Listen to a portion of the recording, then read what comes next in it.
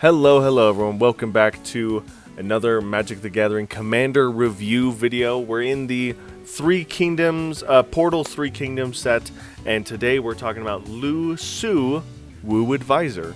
Now, if I'm mispronouncing Lu Su at all, let me know in the comments below, but I'll refer to this card as the Wu Advisor. And the Wu Advisor is a legendary human advisor. It's a 1/2. It costs 3 generic mana and 2 blue mana, and it has a tap ability to draw a card. Activate only during your turn before attackers are declared. Now, like the past videos where you have this clause of only once before the attackers, the rule still applies.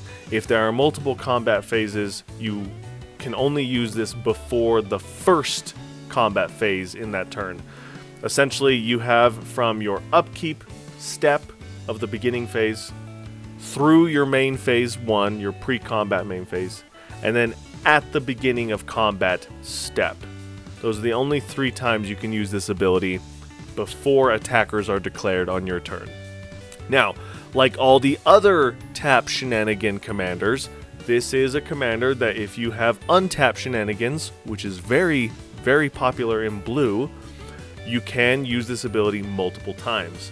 So, for being 5 mana, if you build your engine right, this could actually get you a lot of card value very quickly, depending on how you build the deck, and if you want to throw in those untapped shenanigans. Your next turn, or if you can give it haste, the turn you play it can be very lucrative for just 5 mana. And 5 mana is a lot, but it is a very powerful ability.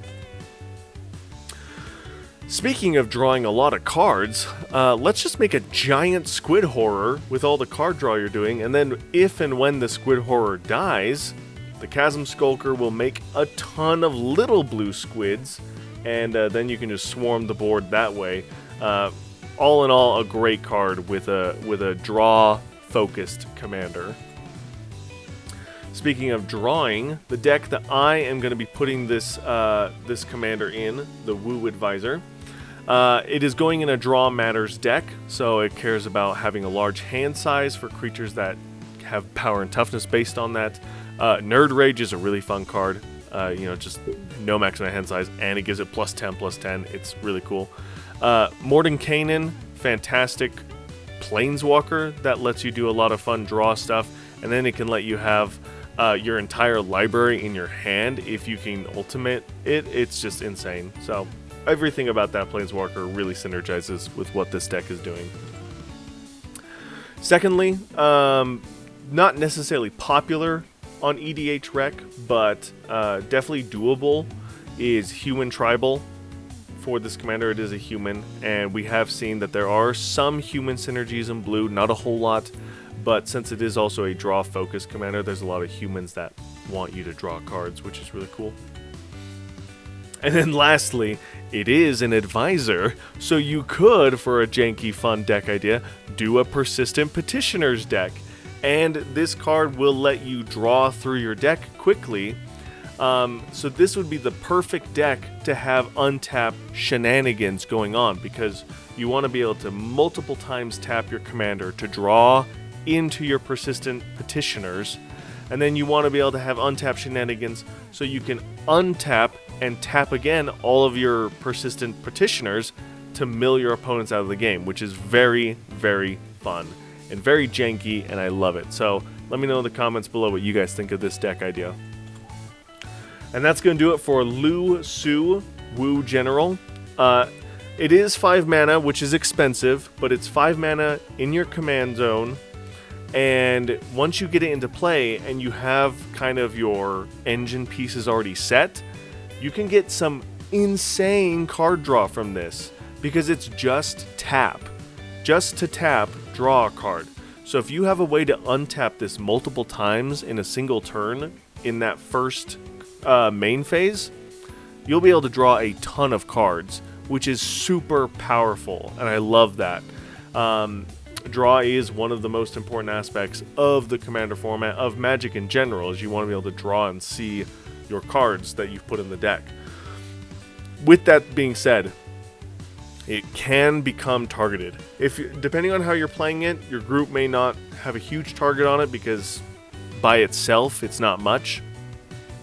In fact, it's very, very bad by itself because it's 5 mana, and then you have to wait a turn, and then you can only draw 1 card. So by itself, it's not going to do much. But the moment the table sees what you're capable of doing with this engine, they're going to want to target it eventually because you are going to be getting a lot of card advantage from this commander. So take advantage of it. Draw a ton of cards that you're going to use to protect your commander with, and then have a lot of fun. Try the Persistent Petitioners deck, and let me know in the comments below what you guys think of that. Let me know if there's also anything I missed as far as combos or cool deck ideas. And thank you guys so much for watching. Like I said in the last video, there's going to be a big dump of videos, hopefully enough to get me to the point where I can get on top of it. But if not, I do apologize. I'm going to do my best to stay on top. I just want to make sure I'm taking care of myself during this busy work season for me. So if there is a lull in Magic videos, go check out some of my other videos. I'm in the middle of playing Final Fantasy X and Blitzball, specifically Dark Souls 2, Star Wars Jedi Fallen Order. I'm going to be starting a new game in just a little bit here because I am getting to the point where like my video game videos are like hour-long segments, so I want to make sure that I'm not falling too far behind on that either. So I'm going to be starting a new game here with some shorter videos, and best way to stay on top of knowing when that happens is to hit that bell. So go ahead and do that, and as always, I'll see you guys in the next one. Bye!